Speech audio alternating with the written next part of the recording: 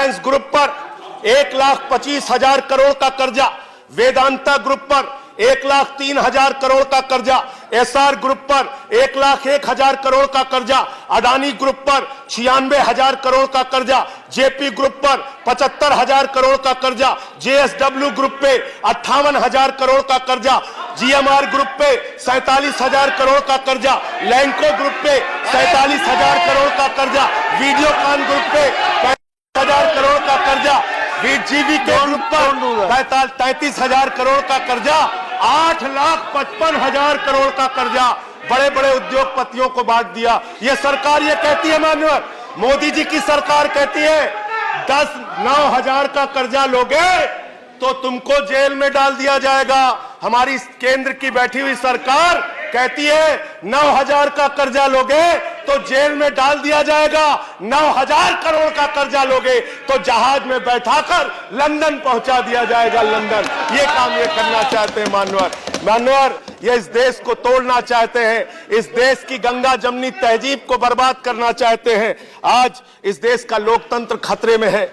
हो सकता है कल को कोई पार्टी सत्ता में रहे, फिर दूसरी पार्टी सत्ता में रहे। आज हमारी आवाज को आप दबा सकते हैं और मुझे आपका दर्द भी समझ में आ रहा है कि आम आदमी पार्टी के 3 सांसद आने के बाद भारतीय जनता पार्टी के इतने मित्र मिलकर किस प्रकार से एक आदमी की स्पीच नहीं होने दे रहे हैं। यह आपकी बौखलाहट का नतीजा है, यह आपकी बौखलाहट का नतीजा है, यह आपकी बौखलाहट का नतीजा है।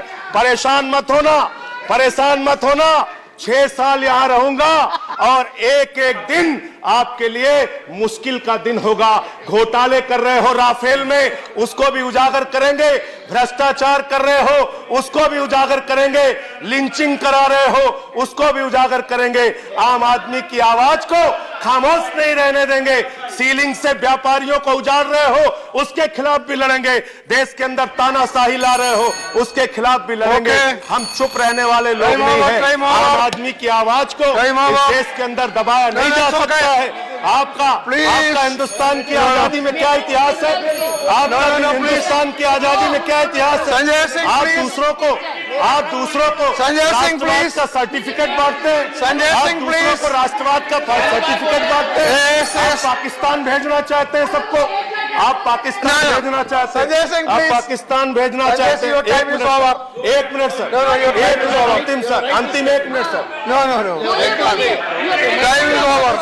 Minute sir, 1 minute please.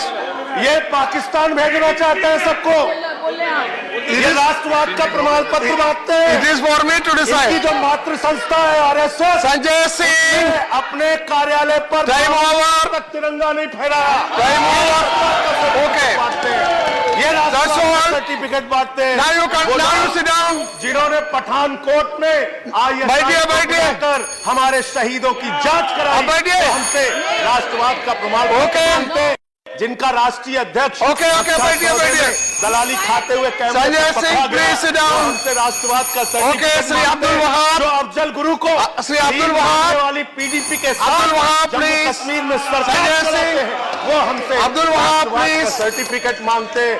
मान्यवर मैं आपसे कहना अब्दुल वहाब विनम्रता पूर्वक कहना चाहता हूं, संजय सिंह को रोकिए, तानाशाही को इस देश में रोकिए।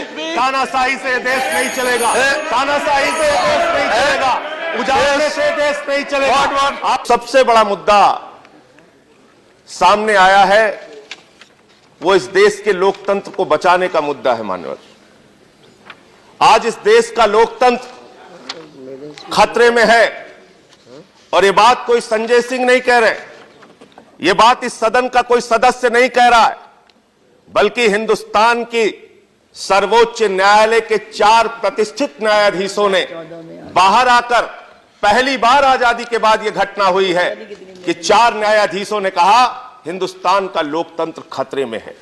हिंदुस्तान के लोकतंत्र को बचाने की आवश्यकता है। मान्यवर आज हिंदुस्तान के लोकतंत्र पर जिस प्रकार से एक के बाद दूसरा हमला हो रहा है, ये लोकतंत्र हमको आसानी से हासिल नहीं हुआ है। मान्यवर ये आजादी हमको बहुत आसानी से हासिल नहीं हुआ, ये संविधान हमको बहुत आसानी से हासिल नहीं हुआ। इस संविधान को, इस देश की आजादी को पाने के लिए शहीद आजम भगत सिंह ने, सुखदेव ने, राजगुरु ने, राम प्रसाद बिस्मिल ने, अशफाक उल्लाह ने, राजेंद्र लहड़ी ने, खुदीराम बोस ने, और जब इस देश के अंदर राष्ट्रपिता महात्मा गांधी ने आंदोलन चलाया, उनके त्याग और बलिदान से देश आजाद हुआ है। किसी फर्जी राष्ट्रवादी के त्याग और बलिदान से देश आजाद नहीं हुआ है मान्यवर। मैं कहना चाहता हूं, मैं बड़ी विनम्रता पूर्वक आपसे कहना चाहता हूं मान्यवर, आज जिस प्रकार से देश के अंदर हालात पैदा किए जा रहे हैं, चुनी हुई सरकारों को, लोकतांत्रिक ढंग से चुनी हुई सरकारों को, ऐसी सरकारों को जिनको प्रचंड बहुमत से देश की जनता ने चुना, उस सरकार को चलने नहीं दिया जाता मान्यवर। चाहे वेस्ट बंगाल की सरकार हो, चाहे दिल्ली की सरकार हो, एक निर्वाचित सरकार जिसको 70 में से 67 विधायकों का बहुमत मिला, हमसे क्या दुश्मनी है सरकार से, इस देश की सरकार की, मुझे समझ में नहीं आता मान्यवर।